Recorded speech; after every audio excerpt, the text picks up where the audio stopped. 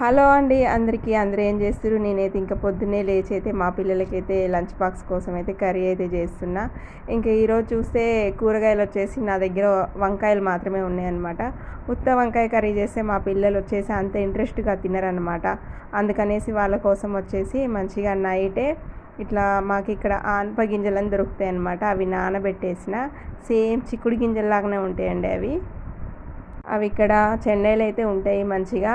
ఇక్కడ తిరుపతి సైడ్ కూడా ఉంటాయి అన్నమాట. మరి ఇక తెలంగాణలో అయితే అలాంటివి అయితే ఉండవు. చిక్కుడుకాయలు మాత్రమే ఉంటాయి, చిక్కుడు గింజలు మాత్రమే పచ్చివి మాత్రమే అమ్ముతారు, కానీ డ్రై గింజలు అయితే అమ్మగా నేను చూడలేదన్నమాట.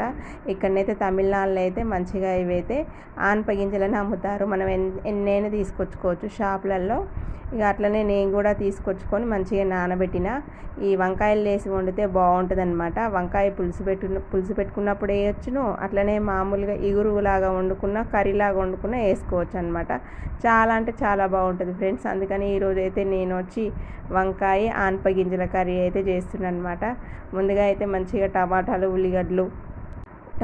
ఉల్లిగడ్డలు అయితే మంచిగా బాగా వేగనిచ్చి అల్లం కూడా వేసేసిన. ఇంకా మంచిగా వంకాయ కూడా వేసేసి మంచిగా పచ్చివాసన పోయినాక అల్లం వేసిన. ఇక ఆనప గింజలు ఇవే అనమాట ఉడకబెట్టి పెట్టేసిన. మంచిగా సేమ్ చిక్కుడు గింజల టేస్టే ఉంటుందండి.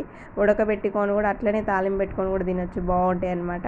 ఇంకా ఇవి కూడా కొన్నే ఉన్నాయన్నమాట ఈరోజు ఇంట్లో. మళ్ళీ తీసుకురావాలి. డీమార్ట్లలో షాపులలో అన్నిట్లో దొరుకుతాయి ఈ గింజలు. ఇక మంచిగా వీటిని కూడా పచ్చివాసన పోయే వరకు అల్లం వేసినాక వేసేసిన. ఇంకొక 2-3 నిమిషాలు ఇవి కూడా మంచిగా వేగనియాలన్నమాట. ఇంకా వంకాయలో వచ్చి ఎటువంటి వాటర్ పోయనండి, మనకి ఆవిరిలోనే వంకాయ కర్రీ అనేది ఉడికుద్ది అనమాట. మా అమ్మాయి అయితే పొద్దున్నే లేసి వచ్చింది. ఇప్పుడు టైం వచ్చి 6:30 అనమాట. ఇక తొందరగా చేసేస్తామంట. మా పాప పక్కన మనిషి లేస్తుంది అనమాట. తనకు భయం అనమాట, ఒక్కది పండుకోలేదు, అందుకనేసి లేసి వచ్చుద్ది. ఇక నా పక్కనే ఉంటుంది అనమాట వంట చేసే వరకు. ఇక చిన్నపిల్లలందరూ ఇట్లనే ఉంటారు కదండి. 6:30 వరకు లేస్తుంది పొద్దుగాలనే.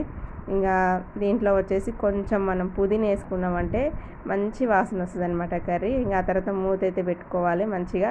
ఇది వచ్చేసి అయితే మంచిగా ఏం కలపని కారం అనమాట. మస్తు ఘాటుగా ఉంటుంది ఈ కారం. అందుకని ఇక మా పిల్లలు తినేది కాబట్టి 1 స్పూన్ వేసిన. మంచిగా నేను తినేది మంచిగా, ఇంకా పెద్దవాళ్ళు తినేది అయితే బాగానే పడుతుంది అనమాట కారం. ఇంకా పిల్లలు కాబట్టి 1 స్పూన్ వేసిన. మస్తు కారం ఉంటుందండి, ఇది సరిపోతుంది మాకు. తర్వాత వచ్చేసి మూత అయితే వేసుకున్నా. మంచిగా కారం వాసన పోయే వరకు ఒక 5 మినిట్స్ వరకు మంట సన్నగా పెట్టేసి మంచిగా కలుపుకోవాలన్నమాట. కర్రీ అనేది అయితే ఇట్లా రెడీ అయిపోతుంది. ఇక మంచిగా మస్తు ఉంటుందండి. తినేటప్పుడు గింజలు తగులుతుంటే వంకాయ బాగుంటుంది. మీకు నచ్చితే తప్పకుండా లైక్ చేయండి, సబ్స్క్రైబ్ చేయండి.